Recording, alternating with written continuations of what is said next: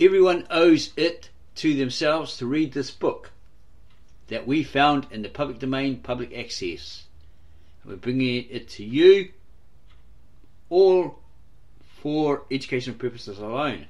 And this is the book that your church doesn't want you to read. By author Tim C. Leedom, editor. We tried to find information on him, but all we really found without having to log in was that he's an author of many children's books and also other books. From Rome to the Bible Belt, this book is supposedly causing, or was supposedly causing, the storm of the century. An enlightening anthology by world-renowned theologians, historians and researchers that exposes and challenges misrepresentations and age-old beliefs.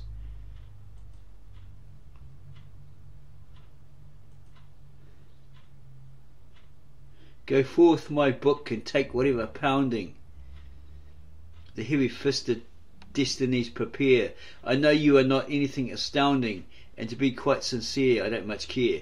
Get off your overcoat, the gong is sounding. The enemy has risen from his chair. He doesn't look so overwhelming, but his arm is long. Watch for an uppercut. Leonard Bacon. Acknowledgements. Preface.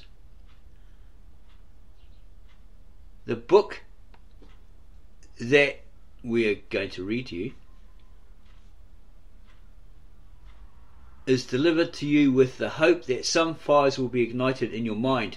The editor and authors who have spent years of study, research and investigations share in a general point of view, the view that the religious beliefs held by many people in the United States and other countries are totally unfounded. The book has incorporated a hard look at beliefs, evidence, stories, churches and acts of omission and commission.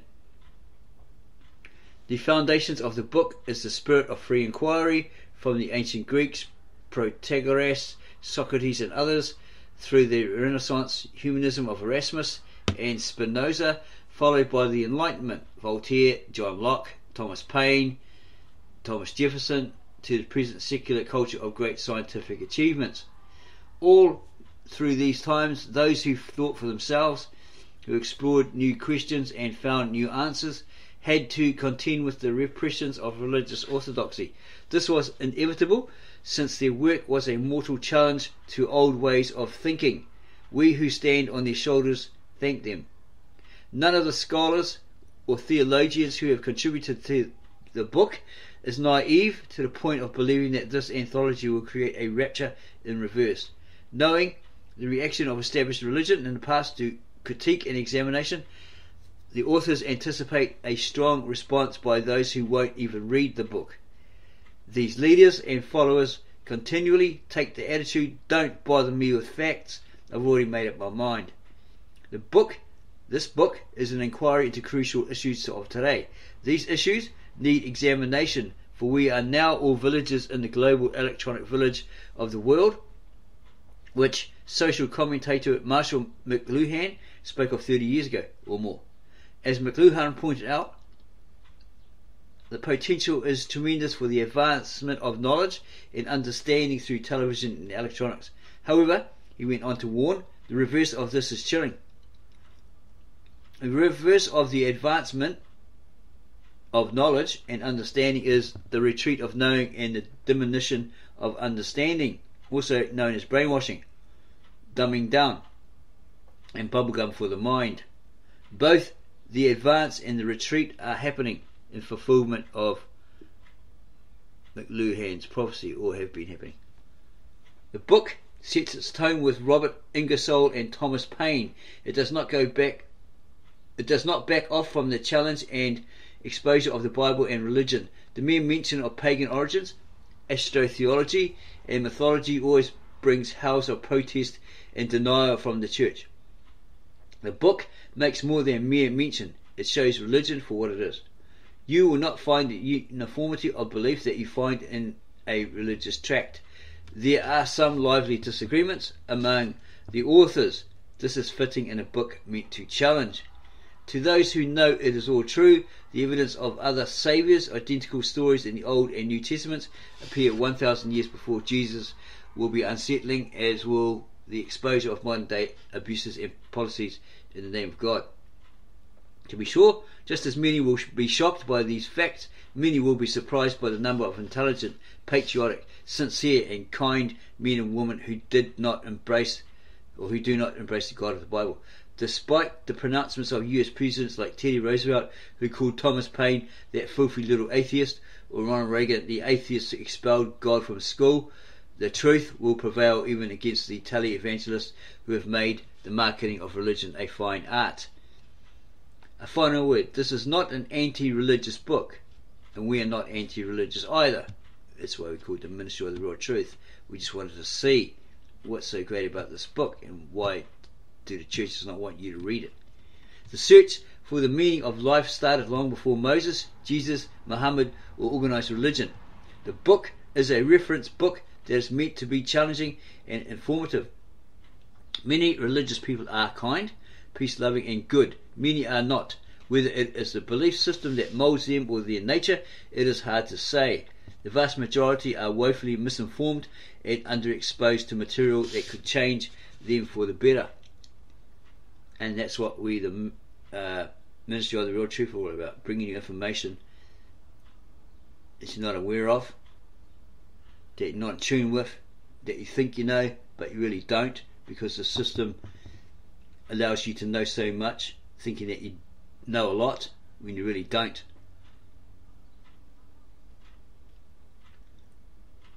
What you think you know, you don't know. It's a very old saying.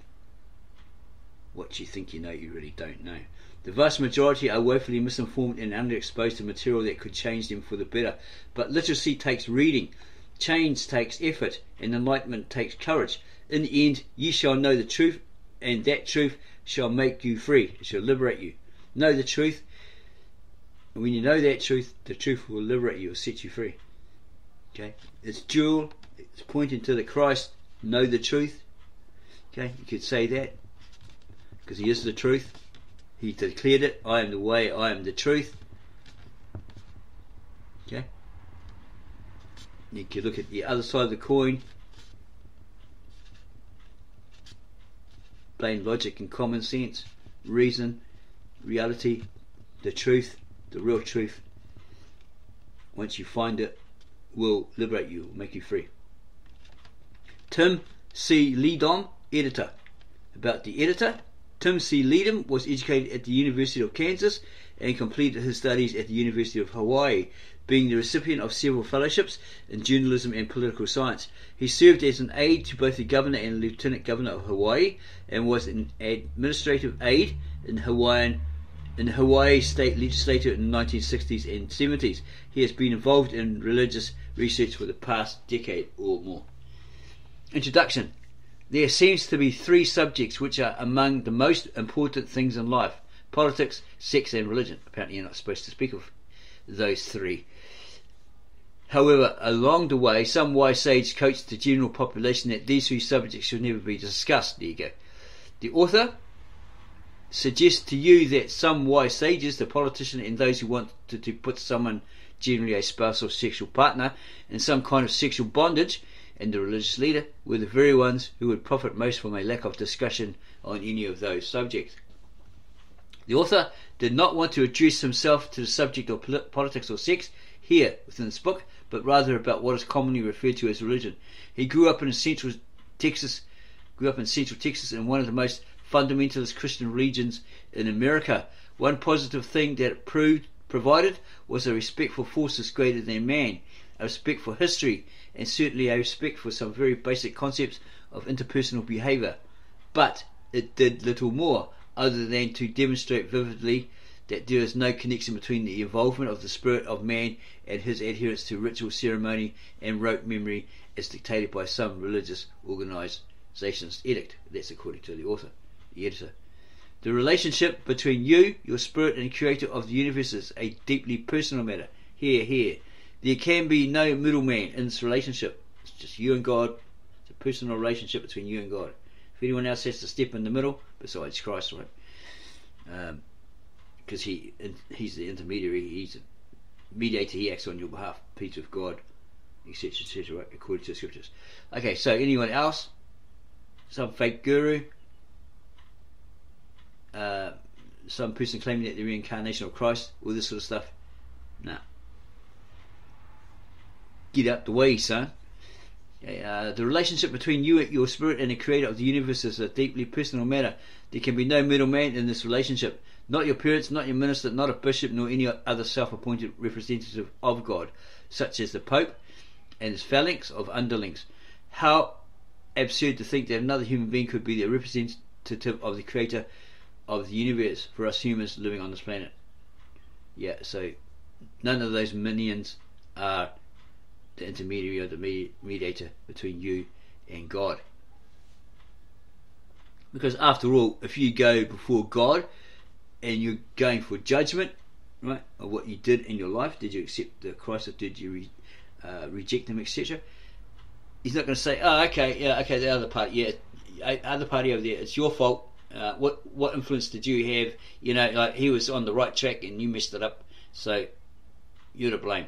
Well, you can't say, well, you know, point the finger at these guys and say, oh, well, you know, those guys over there. I was trying, but these guys, you know, they put me off. I had to be like them, be in the social group, the cool group. Yeah, or this sort of excuse. Let us look at some vital facts. Because of religion, more human beings have been murdered, tortured, maimed, denigrated, discriminated against, humiliated, hated and scorned than for any reason in the totality of the history of man.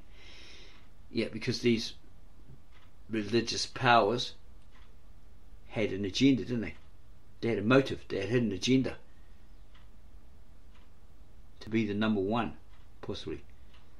Kill off all the competition, any opposition, so they can be the number one. Today the only wars underway are religious wars. Arabs are killing Jews and vice versa. Ethnically, religious groups are killing ethnically religious groups in the aftermath of the demise of the Soviet Union. Arabs of one religion are killing Arabs of another. Catholics and Protestants are killing each other in Ireland and the British Isles. There is an endless list of clashes in Africa and the emerging nations of Southeast Asia. So, you've got a religion. Organised religions have to change. They have to change. They must change. Religion, more than politics and economics, kills and cripples humankind. There has never, in all known history, been a genocide of any kind which was not fueled by religion. Every religious organisation on earth is designed to gain economic and political power for those in the religion. And don't forget these political powers and kings and queens, those in authority sucking up to them, right? Part and parcel. They're part of that team. Check out the book of Revelations.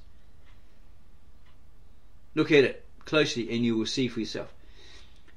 The author looks at his family and friends and those fundamentalist religious organisations in Central Texas. They are bound by ideas which are not true.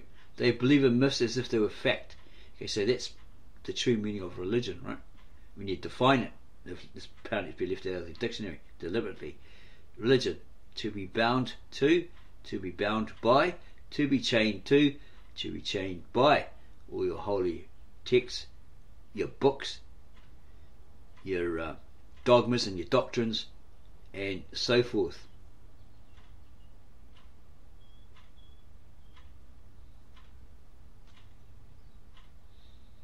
They grow old early in life. The wonderful personal resources available to them are stifled and lost. Their lives become boring and non-productive unless they free themselves from the concepts imposed upon them by their religions. In this book you will find that the story of Jesus and crucifixion has been played out 16 times over the last 10,000 years. You are also going to find ideas about religion that the Pope and other religious leaders don't want you to read or understand. Because if you do read and understand, you will no longer be a part of their group. What this means is that you will no longer provide them with funds, and you will no longer be a number which will give them political clout. Okay, the example that we saw on a video years ago about that Siberian or that Russian ex-postman who claimed to be Jesus, the reincarnation of Jesus, and he was walking around acting like Jesus, had a couple of minders, all that sort of stuff. These Orthodox, whatever they were, priests, they basically said on the news, well, they all walked away, all the people that left the congregation, and basically their money's gone off with them. That sort of thing, right? So what this guy is saying is reality. It's true. There are three major changes underway now in the affairs of all mankind, or happening. First is politics. We have seen the demise of communism. It's just dormant. It'll raise its ugly head again. It'll happen. And other such non-human political concepts will fall as well. We are beginning to see the end of a long-established economic tyranny, which for centuries has gripped the affairs of nations, including ours. He's probably talking about the US. To these, we add religion, the most crippling detriment of them all, to the evolution. Well, we don't believe that is. Maybe the organised religions are. And that's what he's getting at. The most crippling detriment of them all to the evolution of humankind, or the evolving of humankind. All of these changes are coming as we enter the new age now upon us. This work addresses itself most admirably to this vital effort. Bill Jenkins, former ABC talk show host. Is there an ultimate source of knowledge? Karl R. Popper. He believes that it would be worth trying to learn something about the world, even if we merely learnt that we do not know much. This state of learned ignorance might be a help in many of our troubles. It might be well to remember that while differing widely in the various little bits we know, in our infinite ignorance we are all equal. If only we look for it, we can often find a true idea worthy of being preserved in a philosophical theory which we must reject as false. Can we find an idea like this in one of the theories of the ultimate sources of our knowledge? The author Karl A. Popper believed so, that we can, and suggested that as one of the two main ideas which underline the doctrine that the source of all our knowledge is supernatural. The first of these ideas is false, and this author believes, while the second is true. The first, the false idea, is that we must justify our knowledge or our theories by positive reasons, that is, by reasons capable of establishing them, or at least of making them highly probable, at any rate, by better reasons than they have withstood criticism. This idea implies, as the author suggested, that we must appeal to some ultimate or authoritative source of true knowledge, which still leaves open the character of that authority, whether it is human, like observation or reason, or superhuman, and therefore supernatural. The second idea, whose vital importance has been stressed by Russell, it's probably Bertrand Russell maybe, or this other Russell, can't remember his first name, is that no man's authority can establish truth by decree, that we should submit to truth, that truth is above human authority. Taken together, these two ideas almost immediately yield the conclusion that the sources from which our knowledge derives must be superhuman, a conclusion which tends to encourage self-righteousness and the use of force against those who refuse to see the divine truth. Some who rightly reject this conclusion do not reject the first idea, the belief in the existence of ultimate sources of knowledge. Instead, they reject the second idea, the thesis that truth is above human authority. They thereby endanger the idea of the objectivity of knowledge and of common standards of criticism or rationality.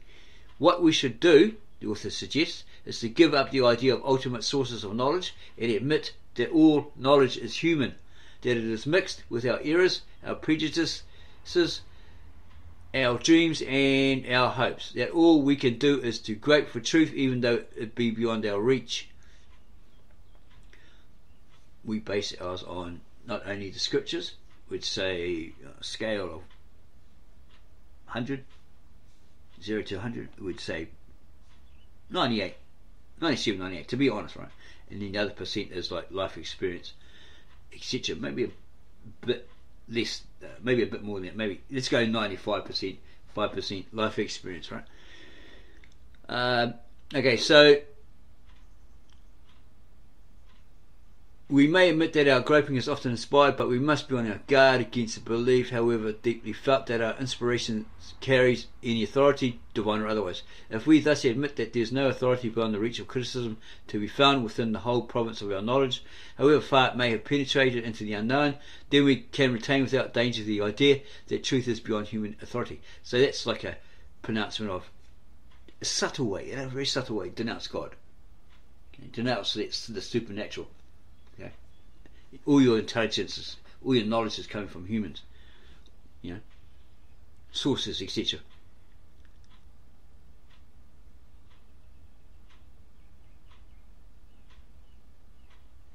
If we thus admit that there is no authority beyond the reach of criticism to be found within the whole province of our knowledge, however far it may have penetrated into the unknown, then we can retain without danger the idea that truth is beyond human authority, and we must retain it, for without this idea there can be no objective standards of inquiry, no criticism of our conjectures, no groping for the unknown, no quest for knowledge. Excerpt from Karl R. Popper, Fellow of the Academy on the Sources of Knowledge and of Ignorance, a philosophical lecture from the Proceedings of the British Academy, volume 61, 66, London, Oxford University Press. I think that in the discussion of natural problems we ought to begin not with scriptures but with experiments and demonstrations. Galileo Galilei. Contents page.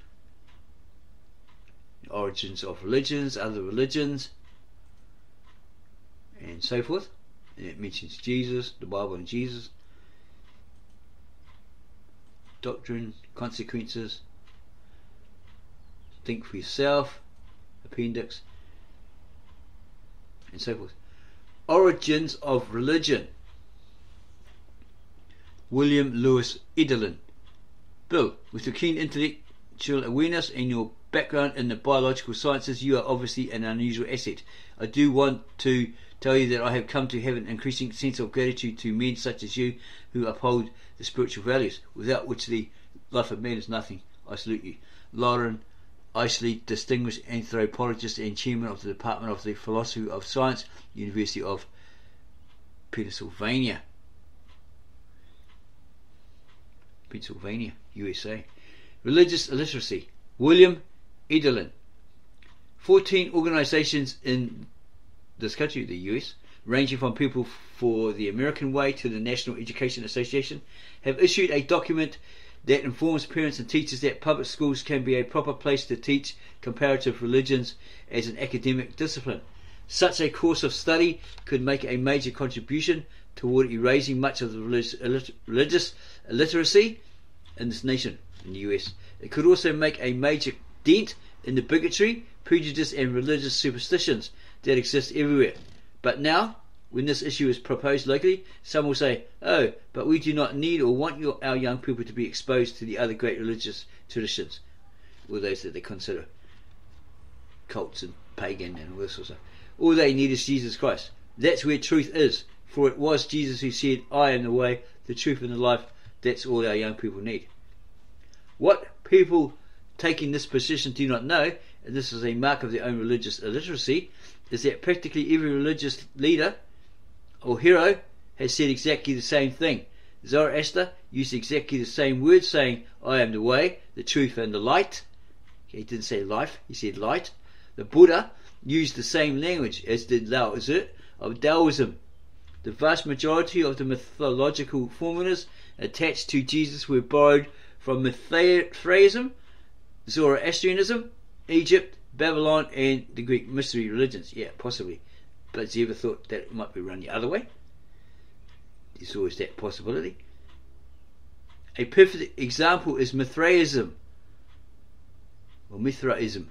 6th century BC, Persia and India. Mithras was born of a virgin with only a number of shepherds present. Mithras was known as the way, the truth, the light, the life, the word, the Son of God and a good shepherd. He was pictured carrying a lamb on his shoulders, Sunday was sacred and known as the Lord's Day centuries before Jesus. On December 25th there were magnificent celebrations with bells, candles, gifts, hymns and communion was observed by the followers. From December 25th until the spring equinox, Easter or Easter, were the 40 days which later became Christian Lent. Mithras was finally placed in a rock tomb called Petra. After 3 days he was removed with giant celebrations and great joy. Okay, has this guy ever thought that maybe they plagiarized it from the disciples, etc.? Has he ever thought about that? That all of this might have came during the era of the disciples, the apostles, even Jesus' ministry? That these, according to the histories, found that these people mixed it up. They might have a church or mass upstairs, in a, obviously in a church, and then they're down. These others, like the Roman soldiers, etc., down the bottom, worshipping Mithra, etc., etc. Because the timeline guy, history guy, Jovovici, that's what he discovered.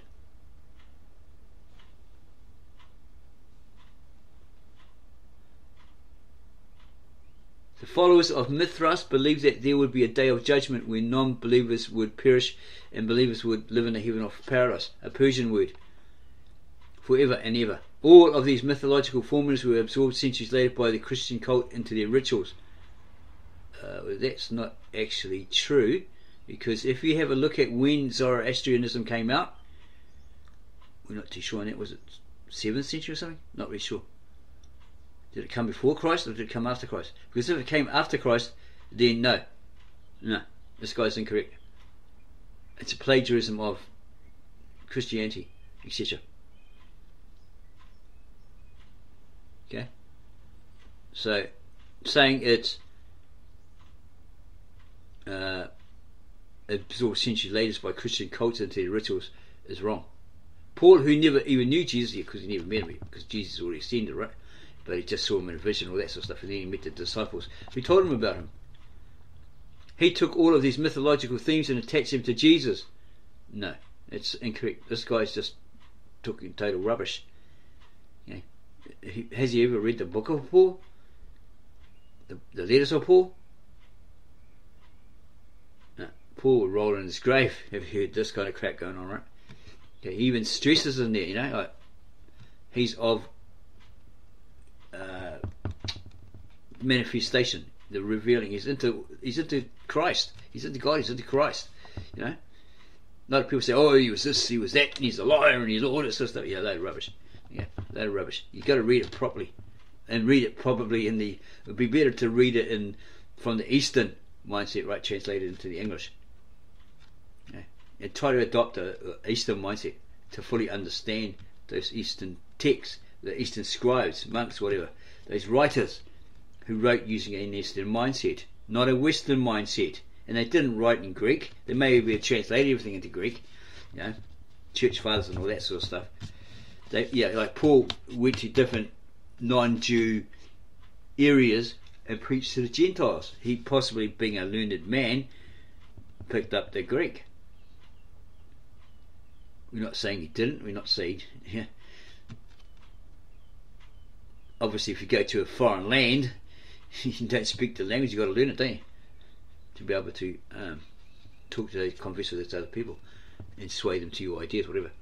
Okay. The followers of Mithras believed that there would be a day of judgment when non-believers would perish and believers would live in a heaven or paradise, a Persian word, forever and ever.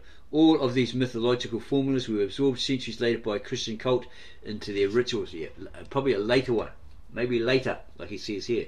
And you got to look at the wording, okay, and then try to figure out what he's actually trying to say.